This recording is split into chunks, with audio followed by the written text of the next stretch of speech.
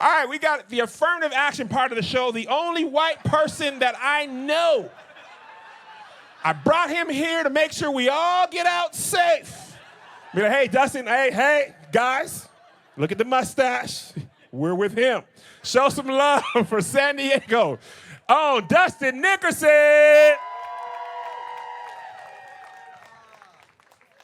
Oh, thank you. That was overwhelming. Thank you. Yes, everybody, I am a comic, even though I know I look like I was sent here by the city to shut this event down. Look at a few in you in the eye and ask what you're doing in this neighborhood. Thank you, Kev, for bringing up Malcolm X right before you brought me up. Thank you. That is exactly how I like to be brought to stage. Every time I walk on stage, everyone just assumes I'm here for like announcements or something. Tell you about somehow you're out of zoning laws, you know? And every time I go see Batman, people assume I'm there cosplaying as Commissioner Gordon. So, this is nice, though. It's happy to be here, everybody. It's a good time telling jokes, man. My name is Dustin. That is spelled D-U-S, silent P, T-I-N.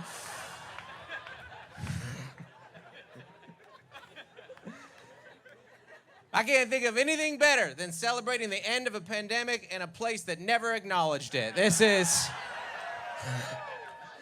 What in Texas, you guys shut down for like one weekend 2 Mays ago.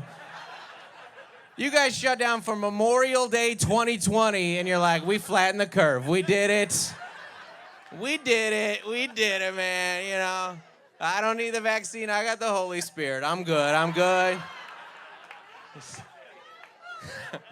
Just need a Bible verse and some essential oils. I'll be all right.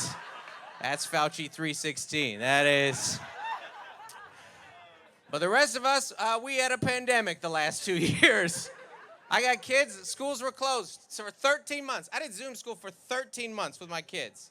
When we got the letter from the school district that they were finally going back to in-person school, I recommitted my life to Christ.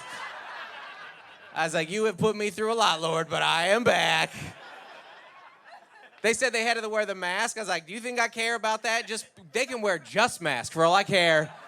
Get them out of my house. Do you understand me? I told my son, I was like, I will take you to school. Someone else is going to have to come get you, or I'm going to get a DUI in the pickup line. Me and your mom are going to start drinking the second that you leave. Full disclosure, I'll take the DUI. I could use the night away, honestly. Hardest about Zoom school is sitting next to your kids and your kids slowly realizing how dumb you are. I have a middle school son. There is not a single thing that a middle schooler is learning that I know. He asked me what an integer is. I'm out. And I don't need to know what an integer is. Look how successful I am. I'm performing in front of what's about to be a mudslide. Hey.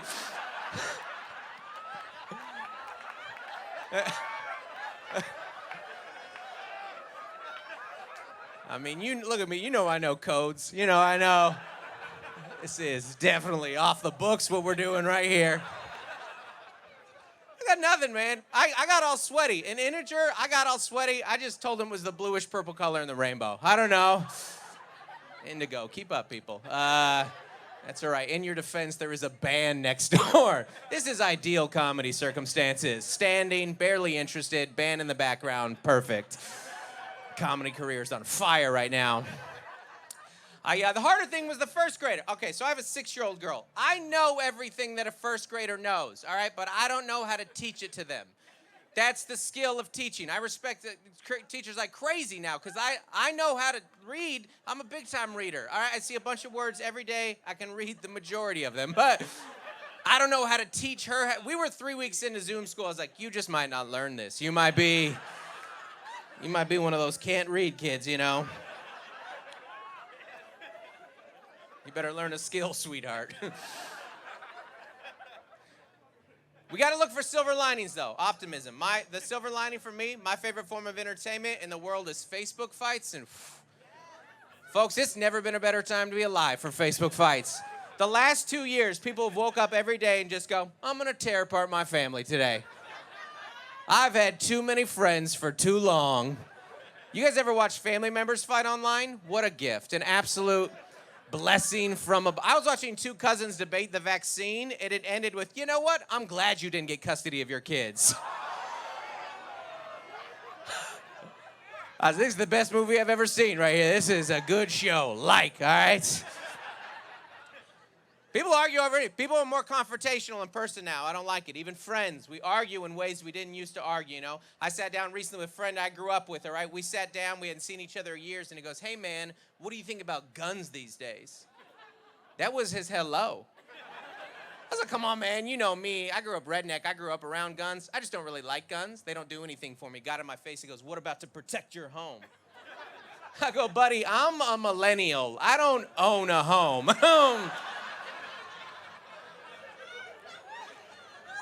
You think I'm going to be a hero from my landlord? Is that... I've been trying to get a new sink from this guy for 7 years. Not trying to kill on his behalf. That's not where we're at, man.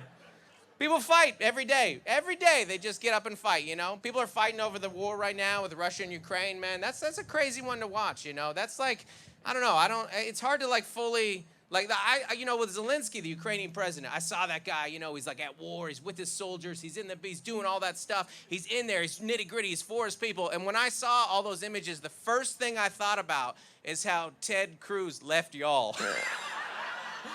When it got a little chilly. That's your guy right there. He was like Rose at the end of Titanic, and...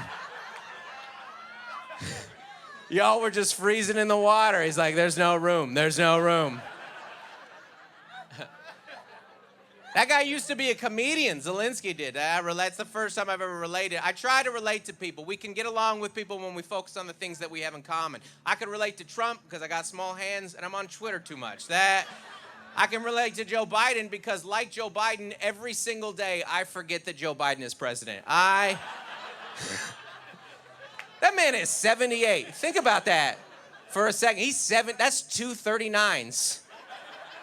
78. Let that sink in for a second. Did you know he's older than microwaves?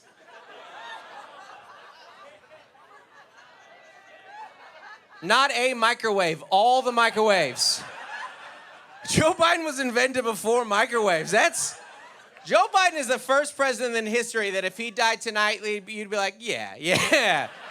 I'm not rooting for it, but I'm not surprised by it, you know? 78, that's dying age, you know? You'd be like, was he like assassinated? Yeah, by his heart, man. Did someone kill him? No, the Lord took him. It took him. Like if you were 78 right now and your kids were like, hey, man, 2 summers from now, we're going to go on a big family vacation. You'd be like, yeah, man, hope so. I'll keep juicing, you know. I don't care. You can't get me to care about politics, man. It's just, you know, to me, your politics are like your children. I don't care about them. I don't. That's for you. It's not for me. When people start talking about it, I kind of get bored. It's like when I'm at like my kid's like dance recital and a kid other than mine is up there. I'm not into it. It'd be weird if I was too into it, you know? With this mustache, I'm lucky I'm on campus right now. But I like the stories that unite us all. We're all going through a shift, man. That shift from Trump to Biden, whew. That whiplash we're all feeling right there, cocaine to Ambien, right there, that is. Because they're so different, and neither of them behave like normal presidents. Trump, right? Trump you heard from all the time. Every day you heard from him constantly, because Trump wasn't a politician, he's a professional wrestler. Think about it. He spoke in catchphrases. He gave his opponents nicknames. He sold merch. Like, I would watch those debates. I was like, this isn't a campaign. This is WrestleMania. That's what that is. Biden's the opposite. You forget about Biden. Biden is like the substitute teacher that just comes in and puts on a movie, you know? He's like, I could get involved, but the kids love Bill Nye. They do. Our experiences shape us. That's why I don't judge anyone, man. My politics are mostly shaped by the fact that I travel a lot, you know? I travel constantly. I travel Delta all the time. And there's a new thing on Delta called Delta One. All you need to know about, you know about it? All you need to know about Delta One is like it's not first class, it's a thing ahead of first class. You walk onto the plane and you take a left, which is a huge flex. Like, only you and the captain take a left, you know? I would be back slumming it and coach all the time, and I'd be like, this is ridiculous. This is the rich being excessive. They do this all the time. If you guys all had a little bit less, we could all have a little bit more back here. You know, you turn into a socialist real quick, you know? And then I got my first free upgrade to Delta One, and I sat down in that seat. I was like, no, it should be like this. They just need to work harder. That's the issue. I can't do everything for them, you know? That power will go to your head. I lipped off to the captain. He got on, he goes like, ladies and gentlemen, you need to put on your seatbelt. I was like, I don't need to listen to you. You're just my sky Uber. I don't have to. That's such a poser. I grew up poor. I didn't know what it was. They gave me the towel. I was like, what's this for? And he's like, it's for your sweat. And I was like, oh, and then do they drink that back in Coach? That's a Coach Sprite right there. That's what that is. It went to my head so much that we hit some turbulence, and this is a real thought that I had. We hit some turbulence, and I thought, I was like, you know what? I bet if we were going to crash, I bet Delta One would survive somehow. Because they need us, you know? Like the back half of the plane would just break off like the dead weight that they are, and then we would transform into this little mini plane. Keep contributing to society, that's all. I just feel like when people, like, they don't, you know, when they get too caught up and they don't got enough going on, right? I'm slammed, all right? Like, I'm married, I got kids, I work 10 minutes a day, I'm slammed. Well, the hardest part of my parenting right now is I got 3 kids, and I got a real mean one. Whew. Real mean one. That's crazy to watch. I've never hit my daughter, but I have thrown a Hawaiian sweet roll at her. I have. That's crazy to watch. Like, she's so mean that when, like, the other parent gets mad at her, that other parent won't intervene. They'll get hyped, like, get her, get her, get her. She's so mean. It's crazy to watch how mean she is to my wife. This is my high school sweetheart. We've been together for 20 years. The things that she'll say, I'll just sit there with my mouth open like, oh, my gosh. I have always wanted to talk to her like that. No, you're in trouble, but finish your thought. Finish your thoughts. All right, South by Southwest. I'm Dustin Nickerson. Enjoy the rest of the show. You're amazing. Thank you.